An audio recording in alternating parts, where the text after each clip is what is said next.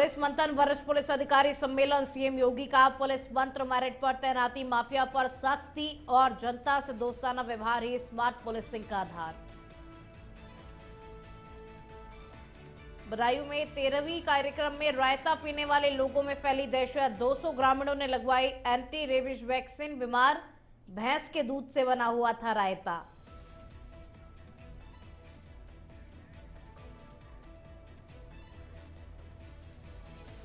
उन्नाव में head constable की सड़क हादसे में मौत। तेज रफ्तार वाहन ने मारी बाइक में टक्कर। अज्ञात वाहन की तलाश में सीसीटीवी फुटेज खंगाल रही पुलिस।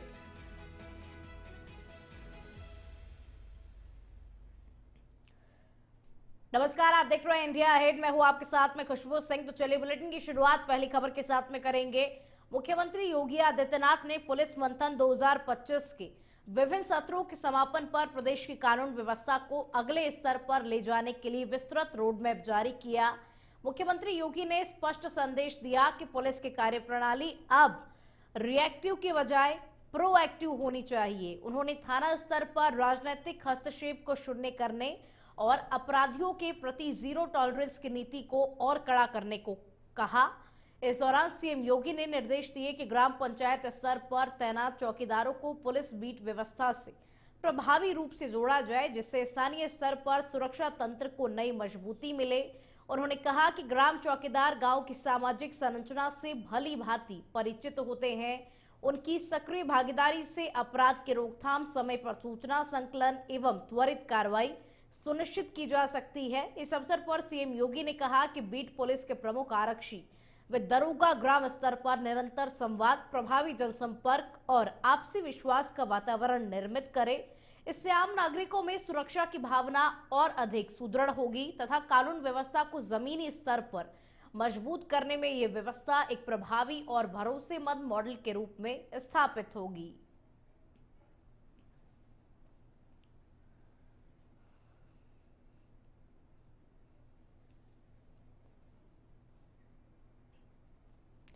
तो इस कार्यक्रम में यूपी सीएम योगी आदित्यनाथ ने शिरकत की। सुरक्षा, सेवा और समर्पण के संकल्प के साथ वरिष्ठ अधिकारी भी इस कार्यक्रम में मौजूद रहे। अपराधियों के प्रति जीरो टॉलरेंस की नीति को और कड़ा करने के निर्देश यूपी सीएम योगी आदित्यनाथ ने दिए। उन्होंने कहा कि पुलिस को अब और ज्यादा सचेत रहना होगा। प्रयास होना चाहिए। पुलिस बल का दोस्ताना व्यवहार और उसकी संवेदना एक कॉमन मैन की समस्या का समाधान तो करता ही है। कॉमन मैन के मन में आपके प्रति एक बेहतर धारणा भी बनता है और उसको बनाए रखने के लिए, देखिए मैं बार बार इस बात को कहता हूं, मेरे पास लोग आते हैं, अलग अलग तबके के लोगों से मैं मिलता हूं, बातचीत करता हूं, तो मैं बहुत सारी चीजों को इस बार रूप में देखता हूं। किसी अच्छे पुलिस अधिकारी का ट्रांसफर होता है या प्रमोशन होता है, उसके बाद जाता है या टेन्योर, हमने प्रयास किया है कि पॉलिटिकल इंटरफेरेंस न्यूनतम रहे। लोकतांत्रिक व्यवस्था में एक चुनौतीपूर्ण कार्य है और न्यूनतम है।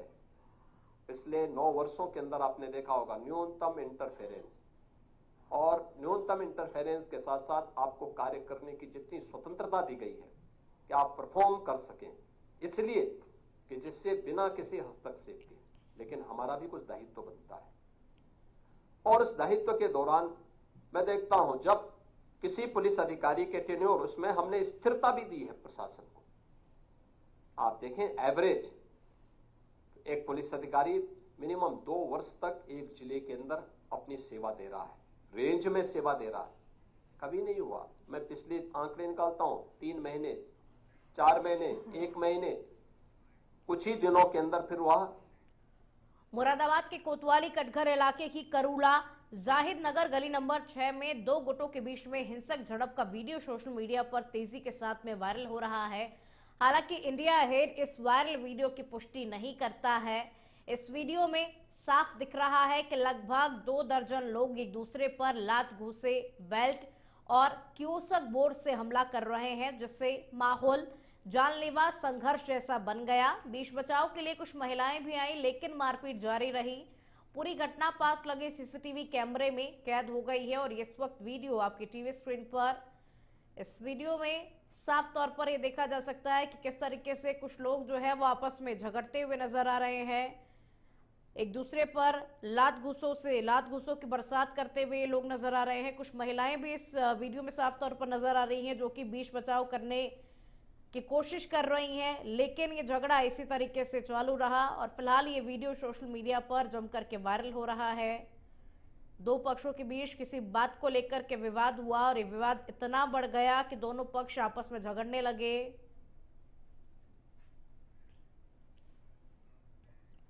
मिर्जापुर के कटरा कोतवाली क्षेत्र में मुंह कोचवा के पास तेज रफ्तार ट्रक ने बाइक सवार युवक को रौंद दिया, जिससे उसकी मौके पर ही मौत हो गई। जानताकी के अनुसार मृतक युवक बाजार से घर लौट रहा था, माफ कीजिएगा, जानकारी के अनुसार, और इसी दौरान हादसा हुआ। उसकी बाइक ट्रक में फंसकर कुछ दूर तक घसीटती हुई चली गई। घटना से नाराज लोगों ने शव को सड़क पर रख करके जाम लगा दिया और आक्रोश में ट्रक पर ईंट पत्थर चला करके तोड़फोड़ कर दी। ट्रक में तोड़फोड़ करने वालों को पकड़ने के दौरान पुलिस और लोगों के बीच में झड़प भी हुई। सूचना पर सीओ विवेक जावला और कटरा प्रभारी वैद्यनाथ मौके पर पहुंचे, लोगों को समझाने बुझाने में जुटे रहे। घटना के बाद इलाके में तनाव का माहौल बना हुआ है।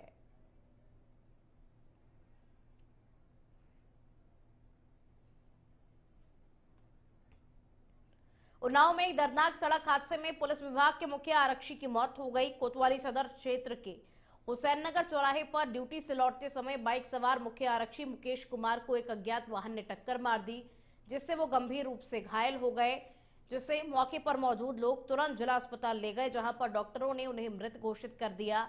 मृतक मुकेश कुमार PRV 112 में तैनात थे। घटना की सूचना मिलते ही विभाग में शोक की लहर दौड़ गई। फिलहाल पुलिस अज्ञात वाहन की पहचान के लिए आसपास के CCTV फुटेज खंगाल रही है।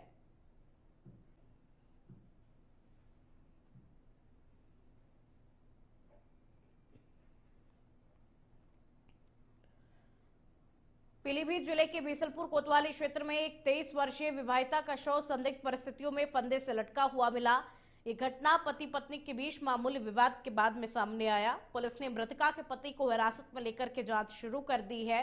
जानकारी के अनुसार ग्राम मलकपुर निवासी मोरपाल का अपनी पत्नी वर्षा देवी के साथ बीती रात किसी बात को लेकर के विवाद हुआ था। बताया जा रहा है कि दोनों के बीच में अक्सर छोटी मोटी बातों पर अनबन होती रहती थी।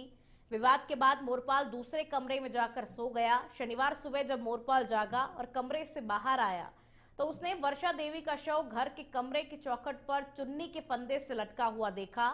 शोर सुनकर ग्रामीण मौके पर जमा हो गए और तत्काल स्थानीय पुलिस को सूचना दी गई। घटना की सूचना मिलते ही क्षेत्राधिकारी प्रगति चौहान और थाना प्रभारी संजीव कुमार शुक्ला पुलिस बल के साथ में मौके पर पहुंचे। पुलिस ने शव को फंदे से उतारा और घटनास्थल का निरीक्षण किया। थाना प्रभारी संजीव कुमार शुक्ला ने बताया कि प्रथम दृष्टया ये मामला आपसी विवाद के बाद आत्महत्या का प्रतीत होता है। हालांकि मौत के वास्तविक कारणों का खुलासा पोस्टमार्टम की रिपोर्ट आने के बाद ही होगा।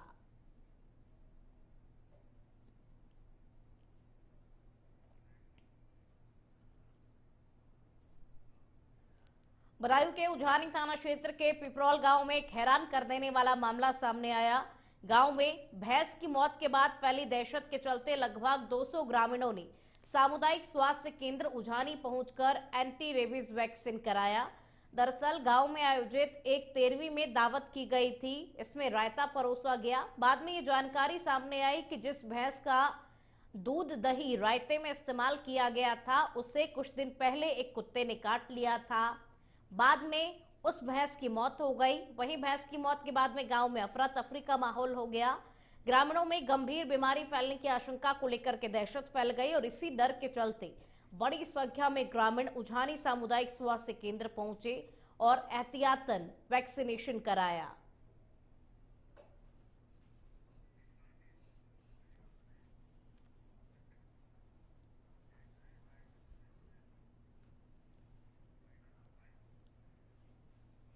कहाँ के रहने वाले हैं? क्या हुआ है?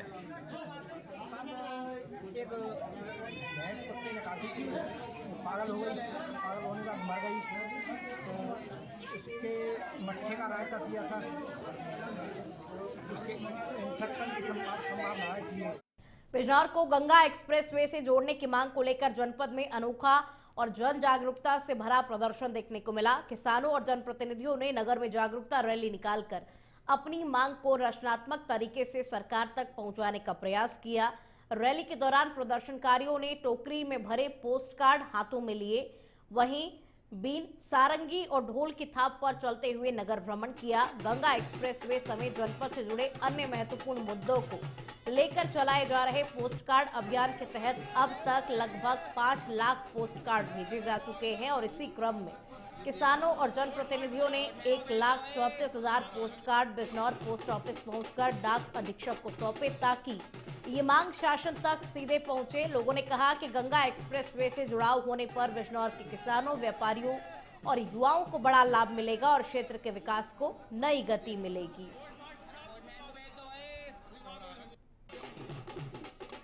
के इटवा तहसील के ग्राम बसंतपुर में बनी अस्थायी गौशाला की हालत चिंताजनक है। अखिल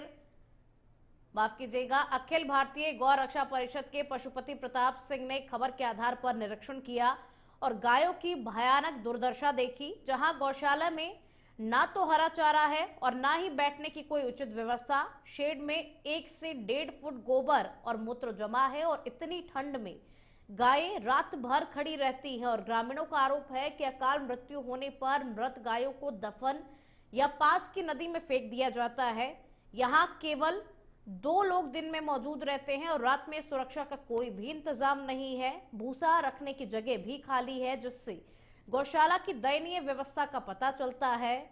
तो ग्रामीणों ने संचालकों पर गंभीर आरोप लगाए हैं। संचालक जो कि ये कहते हैं कि गायों के लिए उचित व्यवस्था की गई है, लेकिन गायों के लिए कोई भी व्यवस्था नहीं की गई। ना तो चारा गायों को मिल पा रहा है समय पर और रात के समय में गौशाला के अंदर कोई उपस्थित ही नहीं रहता, जिससे गायों की सुरक्षा हो सके। इसीलिए अब जो ग्रामीण हैं वो आक्रोशित हैं। इनका व्यवस्था होना चाहिए, इनका खानगी होना चाहिए, इनका सुरक्षित होना चाहिए। योगी व्यवस्था कहा चाहते व्यवस्था ही नहीं है। पशु कम से कम 2-3 रोज मरती हैं, नदी में बहा दिया जाता है, बाहर जिप्पी से खन के वहाँ मुँह न जाता है, काला तोन है। हम झूठ कहे तो चलो खुद खन के देखो, नदी में फेंका जाता है। हम क्या करें भाई, हमारा कौन अख्तियार अभ्यास यहाँ पर है? ना हम कोई मालिक है, ना कोई मुख्तार है, ना यहाँ पर हम कोनो वारिसदार हैं। और अब मिर्जापुर से खबर का रुख करेंगे। हिंदू युवक पर चाकू से हमला हुआ, युवक गंभीर रूप से घायल हो गया। अभद्र टिप्पणी का विरोध करने पर जानलेवा हमला किया गया। धर्म परिवर्तन के मामले में कुछ दिन पहले ही जेल से यह आरोपी बाहर आया था। शहर कोतवाली क्षेत्र के तरकापुर इलाके का ये पूरा घटनाक्रम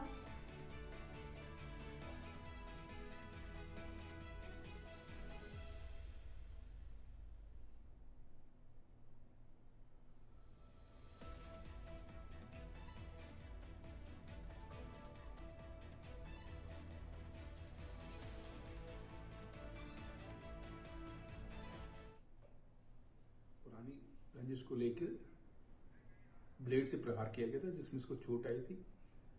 उसका इलाज मंडली चिकित्सालय में हुआ, जहां डॉक्टर के द्वारा उसको ठीक किया गया, परंतु संपूर्णतः सही होने के लिए प्लास्टिक सर्जरी की आवश्यकता को बताया। मजरूब बनारस गया, वहां भी डॉक्टरों ने मजरूब को अवगत कराया कि जब ये स्टिचेस के घाव बढ़ जाएं तब आपकी प्लास्टिक सर्जरी होगी। घाव आपका उन्नाव में बड़े भाई ने छोटे भाई की चाकू मार करके हत्या कर दी, इसके बाद फरार हो गया। घर में दोनों भाइयों में किसी बात को लेकर के विवाद हुआ था।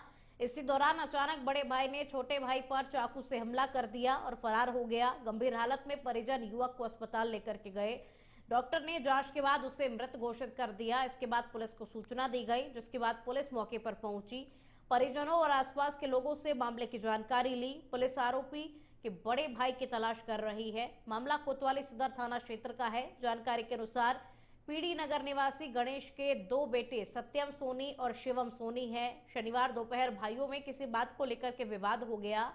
विवाद इतना बढ़ गया कि घर के बाहर गुस्से में आकर शिवम ने चाकू से सत्यम पर हमला कर दिया। इस हमले में सत्यम गंभीर रूप से घायल हो गया। शोर सुनकर परिजनों को आता देखकर आरोपी फरार हो गया। परिजन गंभीर हालत में सत्यम को लेकर जिला अस्पताल पहुंचे, जहां डॉक्टर्स ने उसे मृत घोषित कर दिया। सूचना मिलने पर सीओ सिटी दीपक यादव, थाना कोतवाली सदर प्रभारी चंद्रकांत मिश्र मौके पर पहुंचे। घटनास्थल का निरीक्षण किया। फिलहाल पुलिस आरोपी की तलाश कर रही है।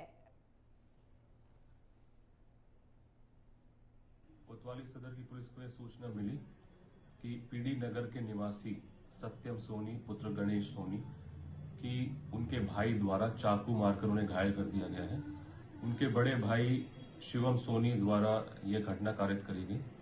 परिवारजनों द्वारा सत्यम सोनी को अस्पताल ले जाया गया, जहां पर डॉक्टरों द्वारा उनको मृत घोषित। बुलेटिन में फिलहाल इतना ही। देखते रहिए इंडिया अहेड। नमस्कार।